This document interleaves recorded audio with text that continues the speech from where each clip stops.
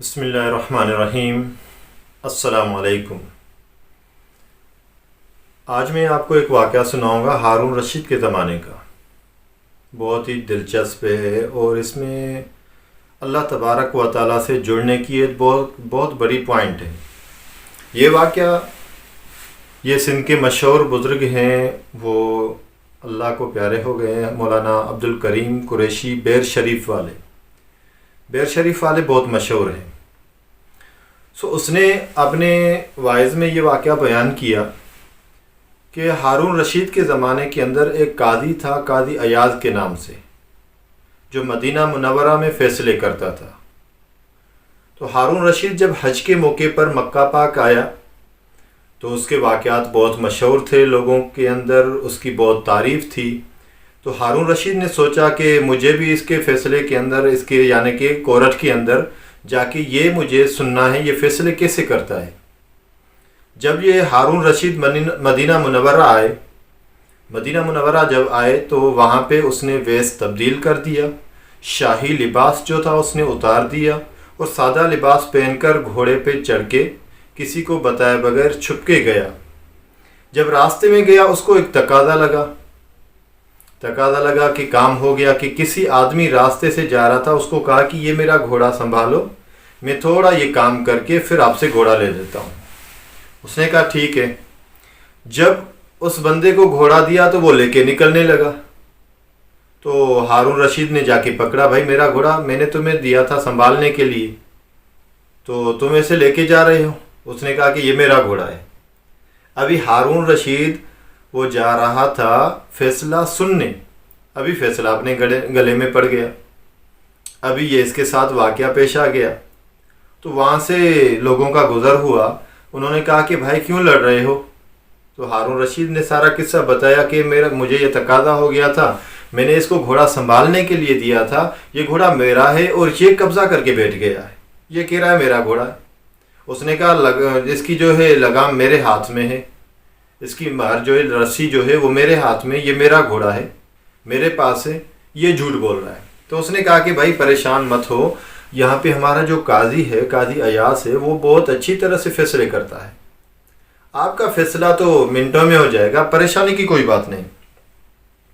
تو ایسے وہاں جا کے کورٹ کے اندر پہنچ گئے، قاضی ایاز کے فیصلے چل رہے تھے۔ ایک بندہ آیا، دو بندوں کا جھگڑا تھا، وہ دونوں آگے پیش ہوئے، بھائی کیا مسئلہ ہے؟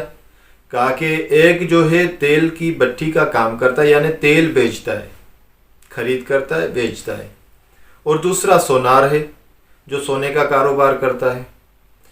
وہ دونوں کا جھگڑا تھا سونے پہ، یہ جو چیزیں ہیں سونے کی وہ میری ہے، یہ میری ہے، دونوں کے جھگڑے ہو رہے تھے۔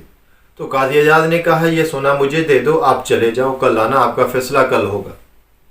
اس کے دوران ایک عالم اور ایک جاہل آ گیا، وہ دونوں لڑ رہے تھے، یہ قرآن شریف میرا ہے، وہ کہہ رہا تھا میرا ہے، جاہل کہہ رہا تھا میرا قرآن شریف ہے، عالم کہہ رہا تھا میرا قرآن شریف ہے۔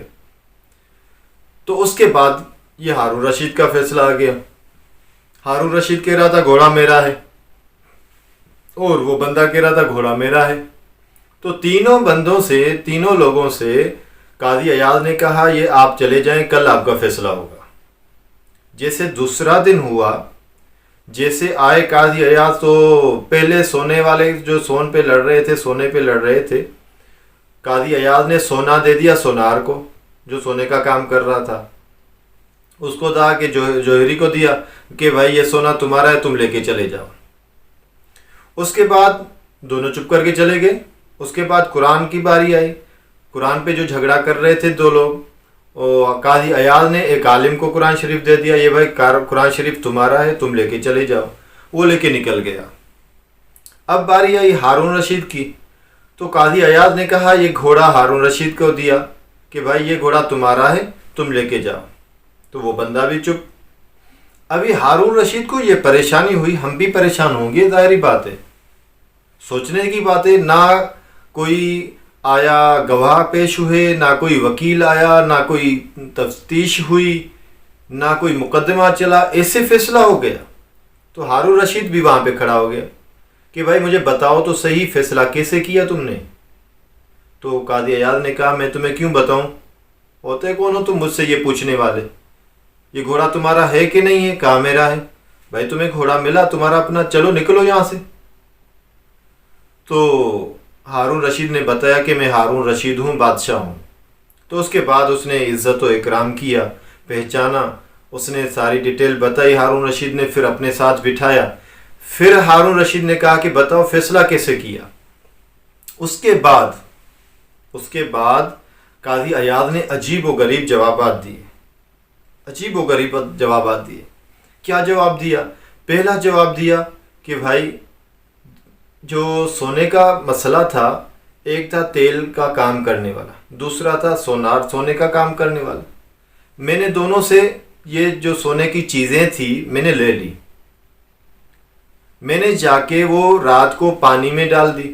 अगर तेल वाले के होते तो तेल वाले ने कहीं ना कहीं इस पे हाथ लगाए होते, कहीं ना कहीं इसको तेल लगा होता, वो पानी में जाहिर हो जाता। इसलिए मुझे पता चला कि पानी में तेल जाहिर नहीं हुआ। मैं समझ गया ये जो सोना है सोनार का है। उसके बाद फैसला हुआ कुरान शरीफ वालों का। रात को मैंने कुरान शरीफ पढ़ा, जाके बहुत पढ़ा, बार बार देखा। वही जगहें बार बार पड़ी हुई थी जहाँ पे मसाइल थे। कहीं पे वज़ू के मसाइल पे, कहीं पे नमाज के मसाइल थे, कहीं पे जिहाद के मसाइल, कहीं पे रोज़े के मसाइल।